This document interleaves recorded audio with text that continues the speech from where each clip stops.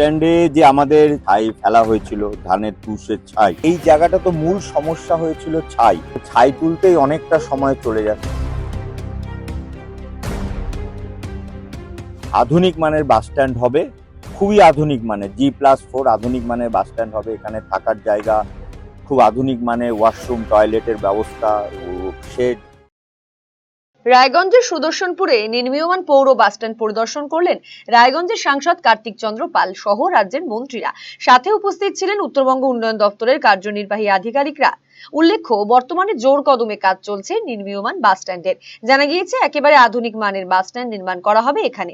সেই কাজ কতদূর এগোলো সে বিষয় সম্পর্কে খোঁজ খবর নিতে এদিন পৌঁছে যান রায়গঞ্জের সাংসদ কার্তিক চন্দ্র পাল। রায়গঞ্জের বিধায়ক তথা রাজ্যের মন্ত্রী কৌশিক চৌধুরী, করণদিঘির বিধায়ক তথা রাজ্যের মন্ত্রী বিরাজ বিশ্বাস, কালিয়াগঞ্জের বিধায়ক উৎপল মহারাজ, হেমতাবাদের বিধায়ক হরিপদ বর্মন সহ অন্যান্যরা। রায়গঞ্জের নতুন পৌর বাস স্ট্যান্ড যে প্রকল্পকে ঘিরে শহরবাসী দেখেছিলেন আধুনিক পরিকাঠামোর স্বপ্ন, বিগত সরকারের আমলে সেই প্রকল্পই বিতর্কের কেন্দ্রে উঠে আসে। নির্মাণস্থলে সরকারি উদ্যোগে খনন কাজ শুরু হতেই মাটির নিচ থেকে বেরিয়ে এসেছিল বিপুল পরিমাণ ছাই। দীর্ঘদিন ধরেই অভিযোগ ছিল বৈজ্ঞানিক পদ্ধতিতে জমি ভরাট না করে রাইস মিলের ছাই ফেলে তার উপর মাটি চাপিয়ে নির্মাণ কাজ শুরু করা হয়েছিল। নতুন সরকার গঠনের পর সেই অভিযোগের প্রেক্ষিতে প্রশাসনের উদ্যোগে এখন চলছে সেই অপসারণের কাজ। সেই বিষয়টি পরিদর্শন করেন তারা, খতিয়ে দেখেন সমস্ত কাজের বিষয়, কথা বলেন সেখানে উপস্থিত মানুষদের সাথেও।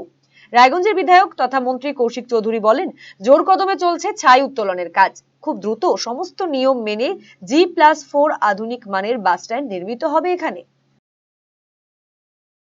বাস স্ট্যান্ডে যে আমাদের ছাই তোলার কাজে ছাই ফেলা হয়েছিল, ধানের তুষের ছাই, যেটা দিয়ে আর একদম প্রথার বাইরে যেভাবে কাজ করা উচিত তার বাইরে কাজ করা হচ্ছিল, সেটা আমরা যখন জানতে পারি, রায়গঞ্জ শহরবাসী জানায়, তারপরে আমাদের মাননীয় এমপি এবং অন্যান্য বিধায়করা এবং আমরা সবাই মিলে দেখতে আসি। দেখতে আসার পর আমরা দেখি, তো ছাই তোলার নির্দেশ দেওয়া হয়। তারপর ছাই তোলার কাজ এখনো শেষ হয়নি। তো আমরা আজকে আমাদের বিভাগের ইঞ্জিনিয়ার যারা আছেন, এনবিটিডি ইঞ্জিনিয়াররা, তারাও ভীষণ সিরিয়াসলি আমাদের এই প্রজেক্টটা নিয়ে ভাবছেন। তো তাদেরকে সাথে নিয়ে আমরা এসেছি। আমাদের মাননীয় এনবিটিডি মিনিস্টারও সাথে আছেন, তিনি নিজে আজকে এখানে দেখতে এসছেন কাজ কতটা কি হচ্ছে। তো মূলত এটা দেখতে আসা। তো ছাই আমরা তোলার কথা বলেছিলাম, কিছুটা পোর্শনের ছাই উঠেছে, আরো বাকি আছে, সেগুলো তোলা হবে।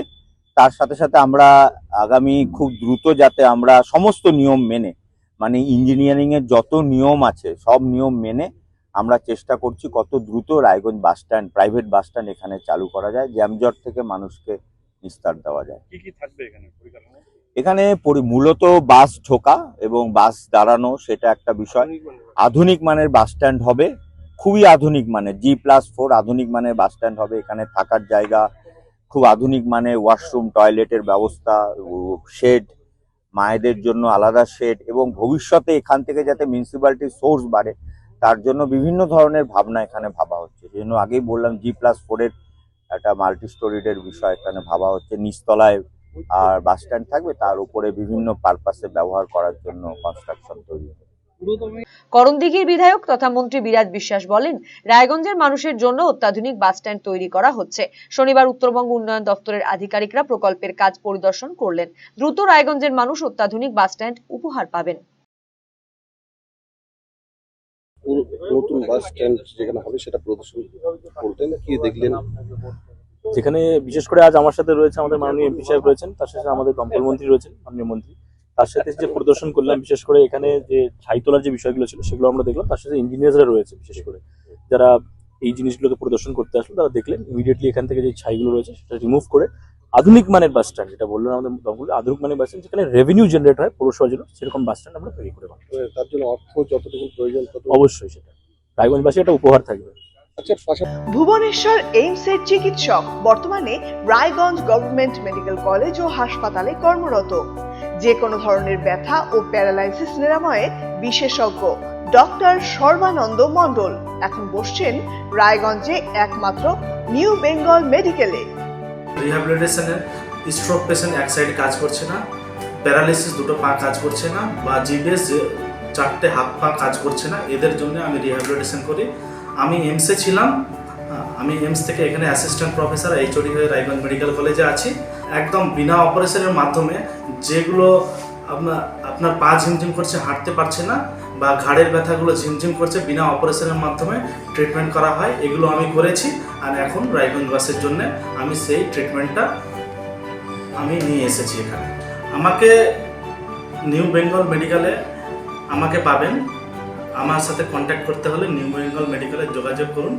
যে কোনো রকম হাঁটু ব্যথা বা গোড়ালি ব্যথা বা যে কোনো জয়েন্টের ব্যথা আমি এখানে ট্রিটমেন্ট করি, আর আপনি অবশ্যই উপকৃত পাবেন এখানে।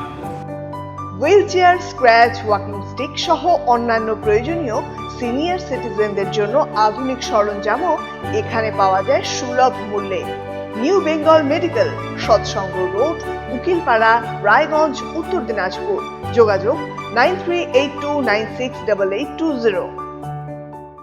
Eastern India's #1 boarding school, Himalayan International Residential School, Siliguri. Separate AC hostel for boys and girls. 126-acre lush green campus. World-class sporting facilities.